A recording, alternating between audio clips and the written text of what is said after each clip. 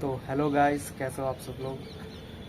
आज की वीडियो थोड़ी सी अलग इसलिए होने वाली है क्योंकि ये वीडियो मैं उन लोगों के बिहाफ पे बना रहा हूँ जो लोग सीधे हैं बट मूर्ख नहीं हैं। अक्सर क्या होता है ना कि हम सीधेपन को एकदम मूर्खता के साथ जोड़ देते हैं। तो एक प्रकार से जो मेरा जो नेचर है, कई बार लोग इस प्रकार से प्रिटेंड कर लेते हैं। जब मैं बोलता हूँ कि मैं बहुत सीधा हूँ तो लोग ये समझते हैं कि ये मूर्ख भी होगा, या एक स्लैंग लैंग्वेज में अगर मैं बात करूँ पूतिया बोलते हैं लोग। एग्जैक्टली वो वर्ड यूज़ नहीं कर रहा हूँ बट आप लोग समझ गए होंगे कि मैं क्या बोलना चाह रहा हूँ। तो ऐसा ही कुछ लोग मेरी पर्सनैलिटी को देख के भी लोग जज करते हैं कि भाई ये सीधा है तो ये पूतिया भी होगा। ठीक है, सॉरी बट यूज़ करना पड़ रहा है वर्ड। मैं चाहता नहीं हूँ बट अगर आम लोग कनेक्ट नहीं कर पाएंगे तो फिर मज़ा नहीं आएगा ना, अगर मैं उसको किसी और सिंपलिस्टिक वर्ड से रिप्लेस कर दूँगा तो इसीलिए मैं इस वर्ड का यूज़ कर रहा हूँ, वो भी एग्जैक्ट उससे अलग है। तो मैंने एक चीज़ देखी है कि जो मेरा नेचर था बचपन से लेके, मेरा नेचर बहुत चंटे स्वभाव का है, यानी कि बहुत सारे उपद्रव मेरे जो दिमाग में थे वो चलते रहते थे। ठीक है, बट जैसे जैसे मैं बड़ा होते गया और बहुत कम एज में ही मैच्योरिटी का एक बहुत बड़ा लेवल मुझसे हिट कर गया। अब मुझे पता नहीं वो क्यों हुआ, बट हो सकता है ये विधि लिखित हो। तो मुझे समझ में नहीं आया कि मेरे अंदर ये चेंजेस क्यों हुए। हो सकता है कुछ ऐसे लोगों का मैं कांटेक्ट में आया जो कि काफ़ी ज़्यादा मैच्योर थे, बट उस पर भी ये डिपेंड करता है कि आप किस तरीके की बातें सुनना चाहते हैं। बट इस पर कहीं ना कहीं जो बच्चे का इंक्लिनेशन होता है जिस तरफ, वो भी मायने रखता है। क्योंकि मेरे आसपास कुछ ऐसे बच्चे थे, बहुत सारे बच्चे थे जिन पे भी वो इंटरेस्ट जा सकता है। जैसे आसपास अगर कोई बंदा गंभीरता और स्पिरिचुअलिटी की बातें कर रहा है तो मुझे वो बातें सुननी अच्छी लगती थी। अब औरों से भी वही बात करते थे बट और बच्चे सुनते नहीं थे, टाल देते थे। तो हो सकता है मेरा कुछ पूर्व स्वभाव रहा होगा इस डायरेक्शन में, तो वो वाइब जो है वहाँ पे मैच हो गई। उस वजह से मैं ये ज्ञान की बातें और स्पिरिचुअलिटी की बातें ये बहुत एक अर्ली एज में जो है मैंने सुनने शुरू कर दी थी और मेरा इंटरेस्ट भी था इस चीज़ में। तो जैसे जैसे मेरा स्वभाव, तो जैसे जैसे मैं बड़ा होते गया तो मेरे दिमाग में जो थॉट्स थे ना बहुत ही मतलब उपद्रवी तरीके से भी चलते थे। बट मुझे उन थॉट को मैनेज करना आ गया था। चाहता तो मैं बहुत सारी चीज़ें कर सकता था बट अल्टीमेटली जैसे जैसे धीरे धीरे बड़ा होते गया तो एक चीज़ मेरे बहुत अर्ली टाइम पे समझ में आ गई कि जिस भी मानसिकता से हम कोई भी कर्म इस दुनिया में करेंगे वो रिटर्न होके हमारे पास आएगा, कैसे न कैसे। तो इस वजह से जो भी बहुत ज़्यादा शातिरता का काम होता है, बहुत ज़्यादा जो तेज बनते हैं ना, तेज बनना गलत नहीं है, लेकिन अगर कोई केवल अपने फायदे के लिए, उसमें वो ये भी नहीं देख रहा कि दूसरों का उससे नुकसान हो रहा है, वो भी काम अगर कोई करे तो ये समझ ले कि भैया ये जो प्रकृति का जो नियम है ना, ये कभी भी किसी के साथ कॉम्प्रोमाइज़ नहीं हो सकता। ये जो भी कर्म आप करोगे वो आपके पास वापस लौटा के भेजेगा ही भेजेगा। तो जब भी ऐसा कोई काम होता है जिसमें मेरे को एक फ़ायदा हो रहा होता है, यानी कि अगर मैं कहीं पे कुछ चालाकी दिखा दूँ या किसी को मैनिपुलेट कर लूँ और उससे मेरा कुछ फ़ायदा हो जाएगा, इंस्टेंट फ़ायदा हो जाएगा, होता है ऐसा, कई बार ही होता है। बट मैं चूज़ करता हूँ कि उस चीज़ को मैं ना करूँ जिससे मैं मैनिपुलेट करके कोई अपना फ़ायदा ले सकूँ। उसका रीज़न क्या है? क्योंकि उस वक्त जिस वक्त मैं ये कर सकता हूँ, मेरे पास ये क्षमता है कि मैं जो है मैनिपुलेट करके अपनी जो है बुद्धि का इस्तेमाल करके लोगों को मूर्ख बना के अपना फ़ायदा ले सकूं। फिर मैं ये सोचता हूँ कि अगर यही व्यवहार मेरे साथ किसी और ने किया हो तो क्या उस चीज़ को मैं एक्सेप्ट करने के लिए तैयार हूँ? कभी भी हो मेरे साथ। तो वहाँ पे जो मेरे अंदर से जो आवाज़ आती है, वो आवाज़ आती है कि भैया नहीं, ये व्यवहार मैं किसी और से अपने प्रति झेल नहीं सकता हूँ, तो मैं ये काम जो है नहीं करने वाला। तो ये सोच के जो है मैं वो जो चालाकी का काम होता है जिसमें इंसान कई बार आम भाषा में तेज बनता है, तेज तर्रार बनता है, वो डिसीजन मैं अपनी चॉइस के साथ छोड़ता हूँ, उसको त्यागता हूँ। क्यों? क्योंकि मुझे पता है अब कई बारी कुछ लोग, आम लोग कई बारी लोगों को बेवकूफ़ बना देते हैं। आज के समय में ये ज़्यादा होता है कि भैया मैं तो उसको ऐसे घुमा दिया कि मतलब बेवकूफ़ बना दिया, मैं तो पूरी दुनिया को बेच के आ जाऊँगा, ऐसे वाली मेंटेलिटी रहती है। तो कई बारी वो लोगों को बेवकूफ़ बना देते हैं और कई बारी लोग बेवकूफ़ बन भी जाते हैं। और ऐसे लोगों को बेवकूफ़ बनाते हैं जो कि अल्प बुद्धि के होते हैं। उन्हें बाहर से देखने में वो भी सीधे साधे जैसे लगते हैं, बट डिफरेंस है।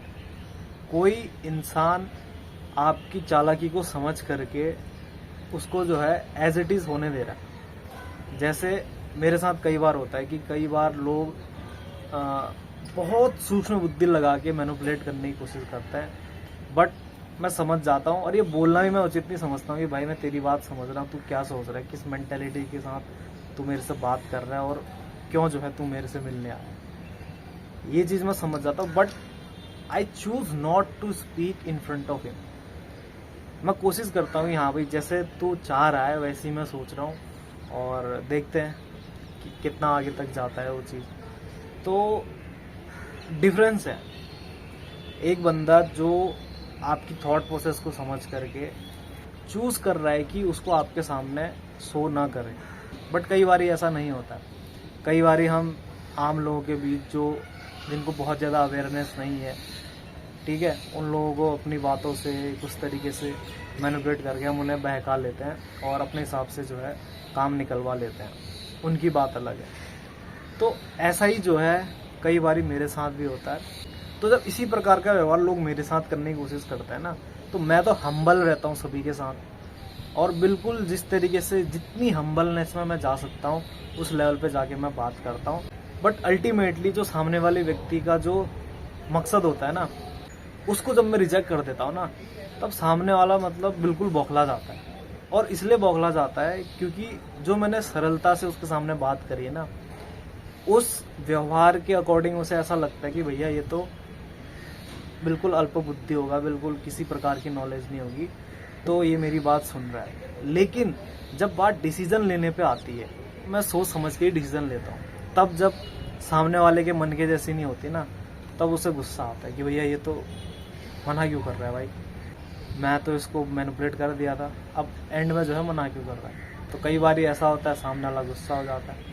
कई बारी लोग इस प्रकार से भी बोलते हैं मेरे इस व्यवहार को कि ये दिखता बहुत सीधा साधा है और है बहुत तेज, अंदर ही अंदर से बहुत इसके अंदर जो है कुटिलता भरी हुई है। तो इसका भी मेरे पास जवाब है, वो ये है कि अगर कोई भी इंसान जब अपने अंदर इतनी कुटिलता के स्वभाव से अगर कोई भी बात करेगा तो उसके एक्शन में दिखेगा, कोई ना कोई उसके एक्शन में ऐसा एक्ट जरूर दिखेगा उसके डे टू डे लाइफ में या उसके फ्रेंड सर्कल में, लोगों के बीच में, जो उसकी कुटिलता को सिद्ध करता हो। छोटे छोटे लक्षण होते हैं, ये समझना हर किसी के बात नहीं होती। छोटी छोटी हरकतें अगर कोई समझदार इंसान हो ना, वो उसको पकड़ लेगा। तो अगर ऐसा व्यवहार आप मेरे साथ देखते हो तब तो आप बोल सकते हो। बट जब भी मेरे साथ कुछ इस प्रकार का व्यवहार होता है ना, जो कि बहुत ही खराब होता है, और मेरे साथ बहुत बार हुआ है कि लोग मूर्ख समझ के या बहुत ज़्यादा मतलब अपने आप को बुद्धिमान समझ के चीज़ों को मैनिपुलेट करने के उद्देश्य से मेरे सामने बातें करते हैं। तो होता ही है ना कि मैं सुनता हूँ उनको और मुझे बहुत गुस्सा आ रहा होता है कि भैया मैं बेवकूफ़ हूँ क्या यार। तो जब कोई ऐसा व्यवहार मेरे सामने करता है ना, तो सच बताऊं तो मुझे बहुत गुस्सा आता है। और जब इतना गुस्सा आता है ना जिसको मैं कंट्रोल नहीं कर पाता हूँ, तो मैं ये चूज करता हूँ कि भैया सामने वाले के सामने केवल स्माइल करो। क्योंकि जब गुस्सा आएगा ना, उससे जो है जो भी चीज़ मैं बोलूँगा, जो भी शब्द मेरे मुंह से निकलेंगे, उससे क्या होगा, सामने वाले के साथ मेरे संबंध खराब होंगे और आसपास जो भी माहौल बनेगा वो गुस्से का माहौल बनेगा। तो इतना केओस क्रिएट करने से अच्छा मैं इस चीज़ को चूज करूं जो कि भैया मेरे लिए बहुत ही ईजी हो। इस काम में मेरे को बहुत ज़्यादा आलस आता है, मेरे को गुस्सा करने में, मेरे को किसी से रिवेंज लेने में, मेरे को किसी के सामने खुद को प्रूव करने में बहुत ज़्यादा आलस आता है। और इन खराब चीज़ों के लिए ना आलस आना चाहिए, सच बताऊं तो। किसी के साथ भिड़ने से, कोई अगर सामने से भैया कुछ भी बोल के आ रहा है कि भैया मेरे से लड़ने के उद्देश्य से आ रहा है, तो कोई लड़ने के उद्देश्य से आ रहा है और मैं उसके साथ लड़ने लग जाऊं, तो उद्देश्य तो उसका ही पूरा हो रहा है ना। मैनिपुलेट तो मैं हो ही रहा हूँ, भले मुझे लग रहा है कि मैं गुस्से में उससे जीत रहा हूँ, लेकिन अल्टीमेटली सामने वाले का उद्देश्य पूरा हो रहा है। इसका मतलब मेरा खुद पे कंट्रोल नहीं है। सामने वाला जिस हिसाब से चलाना चाह रहा है उस हिसाब से हमारे इमोशंस को ट्रिगर करके वो अपने हिसाब से चला रहा है। कुछ मैं ऐसे इंसिडेंट्स आपको उदाहरण के तौर पर बताना चाहूँगा जिससे आपको समझ में आ जाएगा कि लोग किस तरीके से सोचते हैं और किस तरीके से सीधे साधे इंसान को मूर्ख समझ के उनको भाई एकदम से मतलब वस्तु समझ के एकदम से मैनिपुलेट करने की कोशिश करते हैं। मेरे साथ हुआ है, कई बार ही हुआ है। और इसीलिए पर्टिकुलरली मेरा जो नेचर है ना वो खासकर लड़कियों के साथ नहीं बनता, क्योंकि लड़कियां जो है वो माइंड गेम खेलती ना। जहाँ पर मैं नहीं कह रहा जहाँ पे कोई जेन्युइन लड़की होती है उसकी बात नहीं कर रहा हूँ, जहाँ पे कोई लड़कियां माइंड गेम खेलती है ना तो वो मेरे समझ में आ जाता है, फिर मैं उनसे कटने लगता हूँ। मुझे पता है कि भैया ये जो भी कर रहा है ना वो मेरे समझ में आ रहा है, लेकिन मैं अगर इन्हीं के हिसाब से इनको जवाब देने लगूँ तो मैं मतलब इनसे मुंह क्यों लगूँ, मैं खाली इतना माथा बच्चे से क्यों करूँ। और जो भी वो सोच रहे होते हैं तो मुझे अल्टीमेटली उनके एक्शंस के थ्रू पता लग जाता है। तो फिर मैं ऐसी लड़कियों से ना दूर रहने की कोशिश करता हूँ कि भैया जो शुरुआती स्तर पे अपना दिमाग लगा के मैनिपुलेट करने की कोशिश कर रही है तो समझो बाद में वो तुम्हारा क्या हासिल करेगी। तो ये छोटी छोटी चीज़ें होती है जो इंसान को रिलेशनशिप शुरू करने से पहले भी काम आती है। देखो एक समय था, मैं यहाँ पे ये नहीं बोलूँगा कि भैया प्यार करने से पहले एकदम बिल्कुल अपना दिमाग वो सब है वो सब खोल के जाओ, एकदम जासूस बन के जाओ, ये मैं नहीं कहूँगा। बट जिस प्रकार का समय अभी चल रहा है ना, इस समय पे आपको जो है खासकर प्यार के नाम पे मैनिपुलेट करने वाले बहुत से लोग मिल जाएंगे। और ये वीडियो इसीलिए मैं ज़रूरी समझता हूँ बनाना, क्योंकि एक टाइम पे समाज में आप अगर न्यूज़ चैनलों में देख लो या अपने आसपास कहीं देख लो, ऐसे कई सारे इंसिडेंट्स होते हैं जिसमें कोई इंसान लड़की से बात करता है, उसके प्यार में जो है वो फंस चुका है, ठीक है। अब जो है लड़की उसको अपने हिसाब से मैनिपुलेट करती है। लड़की के पास खास बात थी क्या, बस उसका चेहरा सुंदर था, उसके अंदर क्या भरा पड़ा हुआ है, उसके मन में क्या भरा पड़ा हुआ है वो किसी को नहीं पता। मन में इतनी गंदगी है कि पूछो मत, लेकिन बाहर से चेहरा सुंदर है, लोग अट्रैक्ट होते हैं।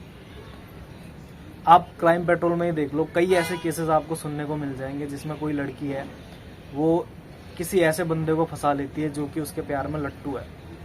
वो इसीलिए फंसाती है ताकि उसके पास जो है फाइनेंशियल बहुत सारी चीज़ें हैं या उसका फैमिली बैकग्राउंड अच्छा है, या अगर कुछ भी नहीं है ना तो लड़की इस प्रकार से भी मैनिपुलेट करती है कि अगर वो किसी लड़की से प्यार करती है, उसके फैमिली वाले उस रिलेशन के खिलाफ है, तो कोई ऐसा लड़का देखती कि जो कि भैया मूर्ख है, उससे शादी करेगी, उसके बाद उसको छोड़ के फिर अपने प्रेमी के साथ भाग जाएगी। इस तरीके के केसेस बहुत होते हैं। तो आप अगर ये वीडियो देख रहे हो ना, मुझे 100% ये विश्वास है उससे आपको ज़रूर फ़ायदा होगा भैया। इस प्रकार की जो लव बॉम्बिंग करता है ना कोई रिलेशनशिप में शुरुआत में, कि भैया पहले तो आपसे बहुत प्यार भरी बातें करेंगे, बचपन से लेके आज तक आपको किसी लड़की के साथ इंटरेक्शन नहीं हुआ है, आप समझते नहीं हो लड़कियां किस तरीके से होती हैं, तो अच्छी अच्छी बातों में जो है उनके आ गए और अल्टीमेटली प्यार हो गया और जो है पड़ गए प्यार में। अब जो है वो फिर अपना गेम जब अपना असली रूप दिखाना शुरू करती है ना, तब आपके दिमाग की उड़ती हैं धज्जियाँ। अब आप जो है कि ऐसे कुएं में कूद गए जहाँ से ऊपर आने का आपने कोई भी रास्ता नहीं छोड़ा।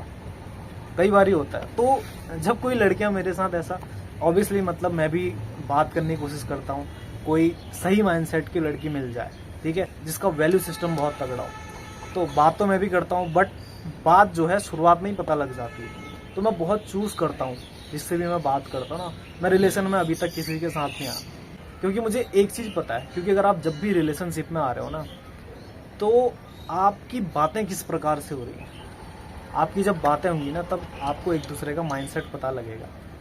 जब दोनों का माइंडसेट एक दिशा में इंक्लाइन होगा ना, तभी जो है रिलेशनशिप आगे बढ़ाना चाहिए मेरे हिसाब से।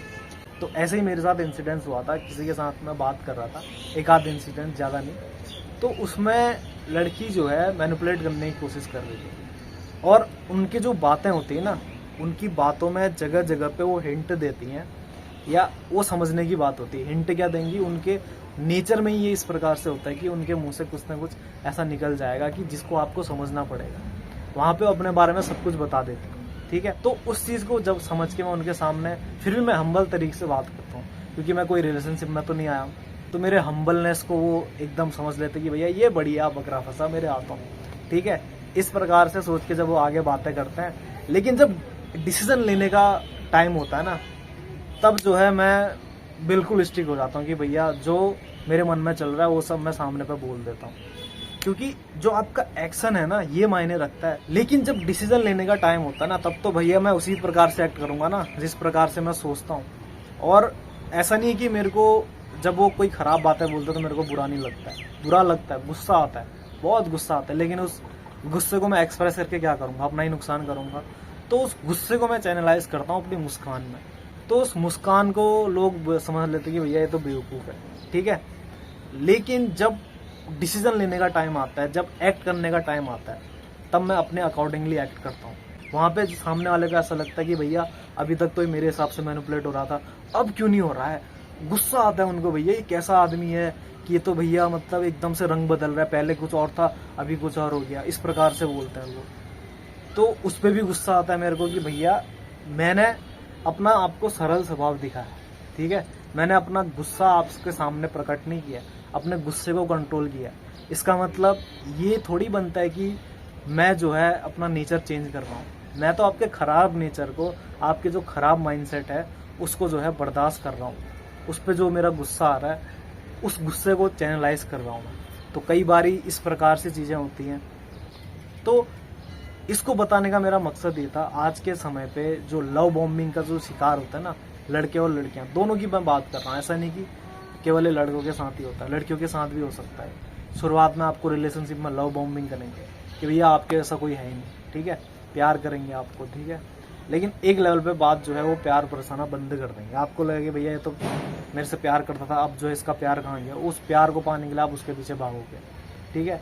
इसको कुछ अगर आप यूट्यूब पे सर्च करेंगे तो कुछ नाम भी है इसका, इसको पुशफुल फ्लर्टिंग भी बोलता है, ठीक है।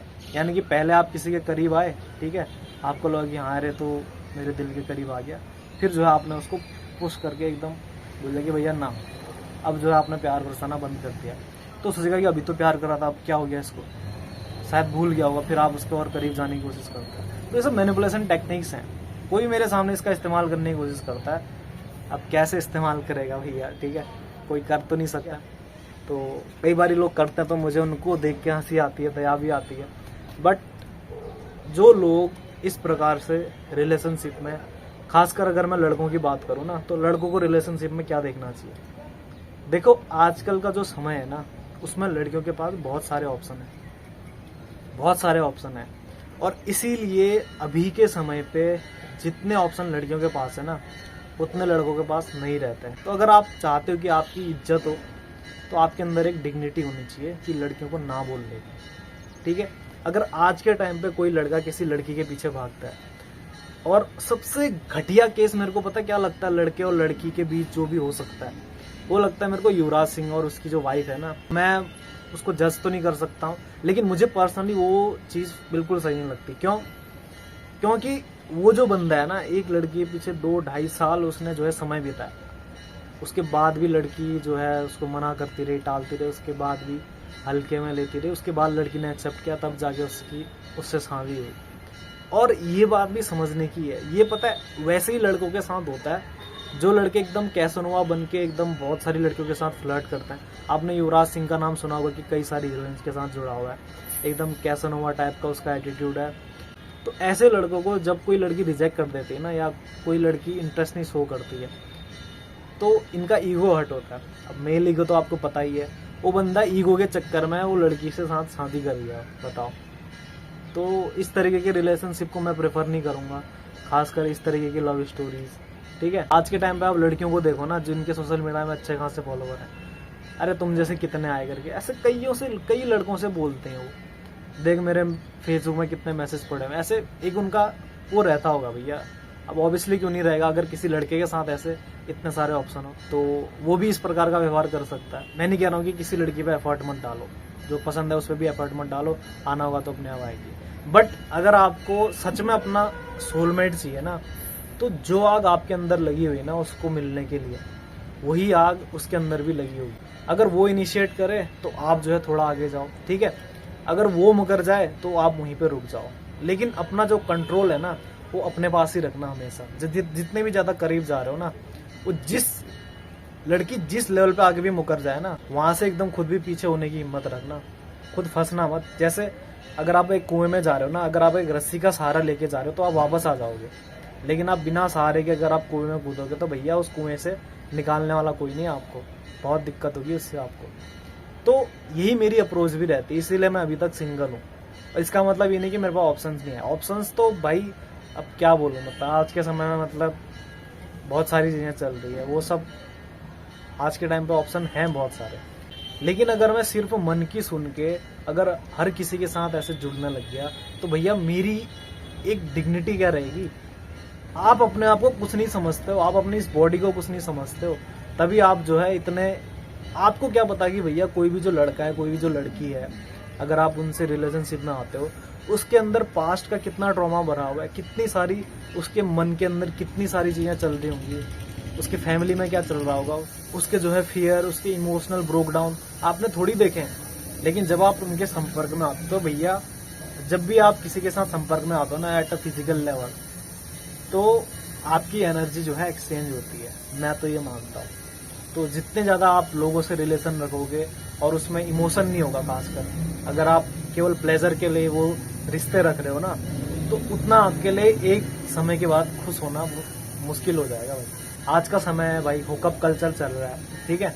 मैं इसमें न मेल को सपोर्ट करता हूँ इस प्रकार के एक्ट को, न फीमेल को सपोर्ट करता हूँ, मेरे लिए दोनों एक प्रकार से हैं। और किसी को लग रहा हो कि मैं भैया यहाँ पे एंटी फेमिनिस्ट बातें कर रहा हूँ, तो नहीं, ऐसा नहीं है।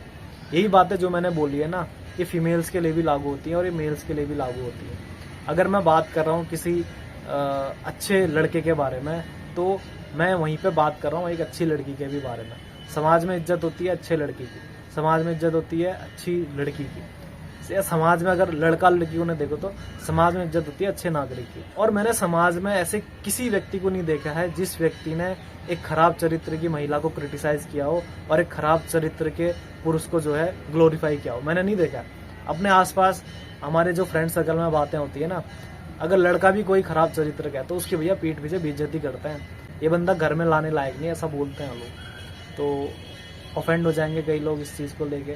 तो ये तो मैं किसी पर्टिकुलर जेंडर के लिए नहीं कह रहा हूँ, ये दोनों के लिए। अब यहाँ पे एक चीज़ देखो, अगर कोई लड़की अपने बॉडी को एज ए ऑब्जेक्ट यूज़ कर रही है तो उसमें नुकसान किसका हो रहा है। अगर वही चीज़ अगर मेल भी कर रहा है तो उसमें नुकसान किसका हो रहा है। आप अपने आप को एक वस्तु बना के लोगों के, आपको लग रहा है कि आप खेल रहे हो, लेकिन आप खुद खिल रहे हो। अपने आप को ऑब्जेक्ट बना के कौन खुश रहा है आज तक। और सबसे घटिया फीलिंग ये होती है ना एक इंसान के जीवन में, कि उसे जो है किसी ने वस्तु समझ के इस्तेमाल किया। और जिस प्रकार का कल्चर ऐसा चल रहा है उसमें आप सिर्फ वस्तु ही बने जा रहे हो। और इसीलिए जहाँ पे किसी इंसान को केवल अपनी ज़रूरतें पूरी करने के लिए इस्तेमाल किया जाता है तो वो वस्तु से बढ़कर और कुछ नहीं है। मेल हो या फीमेल हो, दोनों के लिए एप्लीकेबल है। और इस कल्चर को लाने में ना सबसे ज़्यादा जो रिस्पॉन्सिबल है वो मेल है, क्योंकि अगर समाज में अगर चरित्रहीनता बढ़ गई ना तो उसका रीज़न यही है कि जो पुरुष है वो भी चरित्रहीन है। कोई महिला अकेले चरित्रहीन नहीं हो सकती है, हो ही नहीं सकती है। और ये चीज़ पुरुष सुनना नहीं चाहता कि भैया ये मेरी क्या गलती है, बट गलती जो है पुरुष की ही है। और आज के समय पे ना मैं ऐसे लोगों को ज़्यादा परेशान देखता हूँ कि जो खुद तो खराब चरित्र के हैं, लेकिन उन्हें लगता है कि भैया हमारे आसपास या हमारी फैमिली में ऐसा कोई व्यक्ति या ऐसी कोई महिला न पैदा हो जाए। खुद का उनका चरित्र खराब है, लेकिन वो चाहते हैं कि हमारे आसपास जो है चरित्रवान लोग। कैसी आयरनिकल बातें हैं। और ऐसा यही लोग चाहते हैं और यही लोग परेशान भी होते हैं। लेकिन अपने डे टू डे लाइफ में, अपने एक्शंस में इन्हें सुधार नहीं करना है। भगवत गीता की बात कर रहा है, अगर समाज में अधर्म बढ़ता है ना, या किसी कुल में अगर अधर्म बढ़ रहा है, तो उससे क्या होगा कि उस कुल की जो स्त्रियां हैं ना वो दूषित हो जाएंगी। दूषित स्त्रियों के कारण कुल में वर्ण संकर जन्म लेता है, और ऐसे वर्ण संकर लोग जो है कुल का नाश करने के लिए काफी होता है। यानी कि इसका आप अर्थ जो है आप खुद ही समझना, मैं क्या समझाऊं। जब अगर समाज में अधर्म होता है ना, तो उससे उसका प्रभाव जो है, उसका नेगेटिव इम्पैक्ट कुल की महिलाओं में पड़ता है। तभी कहते हैं कि भैया अगर किसी के कुल की अगर आपको हालत जाननी ना, तो वहाँ की महिलाएं कैसी हैं। अगर वो महिलाएं अच्छे से रहती हैं, उनका चरित्र सही है, तो समझ लो कि कुल सही है। तो इस प्रकार से जब कुल की महिलाएं दूषित हो जाती हैं तो उनसे वर्ण संकर उत्पन्न होता है। और वर्ण संकर ज़्यादा डिटेल में नहीं जाऊंगा, लेकिन आप इसको गूगल कर लेना। वर्ण संकर समझ लो कि एक कुल का नाश करने के लिए काफ़ी होता है, ऐसा बोला गया है भगवत गीता। मैं कोई अपने मन से नहीं बोल रहा हूँ, इसको मैं जितना अपनी बुद्धि के अनुसार समझा वो मैं आपको बता रहा हूँ, ठीक है। बाकी आप लोग खुद समझदार हैं। और ये बात बोलने के लिए ना, जो भी मैं इस वीडियो में बोल रहा हूँ, बहुत गट्स चाहिए। कई बार लोग सोचते तो हैं बट बोल नहीं पाते हैं। अब मुझे भी पता है इस वीडियो के बाद भैया मेरे को काफ़ी जो है गालियाँ पड़ सकती हैं, काफ़ी जो है हेट भी मिल सकता है, but I choose to speak the truth. Ultimately मेरा जो इंटेंशन है वो कोई ऐसा समाज बनाना नहीं कि जो चरित्रहीन समाज।